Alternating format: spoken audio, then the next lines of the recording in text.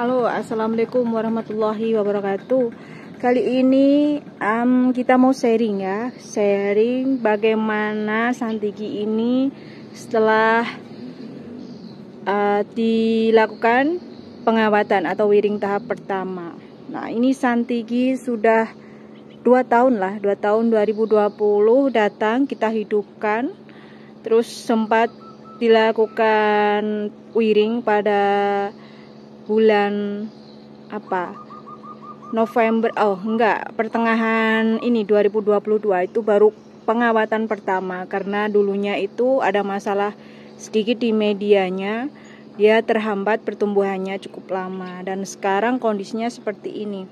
Pengawatan di 2022 ini, pohon ini saya lepas kawatnya, dan waktu itu terhitung sangat cepat sekali, kawatnya itu masuk pada batang ya. Dan ini maaf, sudah saya lakukan kembali, coba untuk wiring pengarahan lah, lebih tepatnya kita pengarahan lagi, karena pohon ini jenis pohon rebah ya, atau cenderung dia itu setiap perantingan itu rebah ke bawah. Nah, sangat berbeda jika kalian membandingkan dengan pohon saya ini. Nah, dia walaupun memanjang seperti ini, dia tetap tegak gitu, arah tumbuhnya tetap tegak. Kalian bisa lihat ya, ini bagian topnya, dan ini juga sama-sama pengarahan baru 1 kali untuk di wiringnya ya. Ini juga Santiki karang, ada batunya di belakang, dan ini juga Santiki karang, sama-sama Santiki karang. Tapi tidak bisa dipungkiri kalau memang sedikit ada perbedaan mengenai arah tumbuhnya, cenderung rebah ya. Dari awal saya tadi katakan memang Santiki ini rebah. Jadi kemarin sempat saya potong ini pucuknya sini, karena memang terlalu dominan, lebih panjang dari yang ujung yang seharusnya kita pakai. Nah, kemarin sekitar 2 bulan, jadi pengawatan itu dia pakai kawat hanya sekitar 3 bulan, hampir tidak ada 3 bulan justru. Terus kemudian kita copot selama 2 bulan dan mengembalikan kambium-kambium yang luka atau karena kejepit kawat gitu ya. Kawatnya sudah masuk sampai kambium sini, rusak jadinya. Kita biarkan dia los. Dan biasanya pada waktu pengelosan itu, karena ini jenis rebah, ada ranting yang menjuntai ke bawah. Itu biasanya lebih dominan, dia membesar kayak ini. Ini yang harusnya kita pakai, tapi ini yang kemarin besar, terus kita potong. Terus lagi ini kemarin rebah ke bawah, itu lebih besar daripada ini. Ini ujungnya kemarin itu lebih pendek dari yang ini. Jadi ini menutup ujung bagian ini, ujungnya ya. Menutup ini. Jadi lebih dominan ini untuk pertumbuhannya yang bagian atas. Yang bagian bawah kalah. Untuk warna daun sendiri pun cenderung lebih gilap atau hijau segar yang bagian atas, karena ini kemarin ketutup sama perantingan sebelah sini yang cenderung pertumbuhannya itu lebih cepat, karena memang mungkin pencahayaan dari sinar matahari sendiri pun dia lebih kenyang begitu. Nah, karena memang jenisnya rebah, kita harus segera melakukan kembali pengarahan ya. Nanti untuk finishingnya lebih baiknya, saya memang biasanya pakai trainer, tapi beberapa hari ini mungkin kita kalau nunggu trainernya kelamaan, nanti setelah ke tempat saya takutnya komplain ya, karena cabang yang seperti ini kan cabang sudah buatan.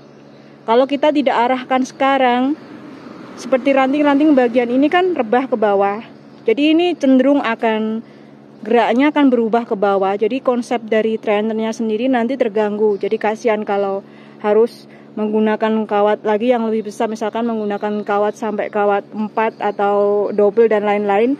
Baiknya memang kita lakukan pengawatan, atau ya kita pantau lah pertumbuhan dari pohon ini. Sekiranya dinaikkan begini, dia nanti mendapatkan nutrisi dan anak ranting ini bisa tumbuh dengan baik, ya kenapa tidak gitu. Sambil kita nunggu nanti trainernya bisa lakukan kembali perawatan yang lebih bagus ya pastinya kalau kita pakai trainer itu. Jadi untuk finishingnya terus konsepnya juga lebih bisa mateng. Nah kayak gini kan kalian bisa lihat, ini harusnya ke bawah, tetapi karena pengarahannya telat kita setelah copot kawat, ya tegak gini. Terus ini juga kemarin harusnya lebih nekuk, tapi ini sudah lurus lagi. Nah kayak gini masih jatuh. Ini juga, nah kayak gini kalau tidak segera kita tarik kawat, dia cenderung rebah ke bawah. Dan biasanya nanti ujung ini loh, itu lebih dominan. Jadi segera kita arahkan lagi, kita lebih tarik kawat seperti ini. Jadi nanti sekaligus untuk pembesaran anak ranting dan cucu ranting seperti itu, yang mudah-mudahan lebih maksimal. Sampai topnya juga jatuh semua ini.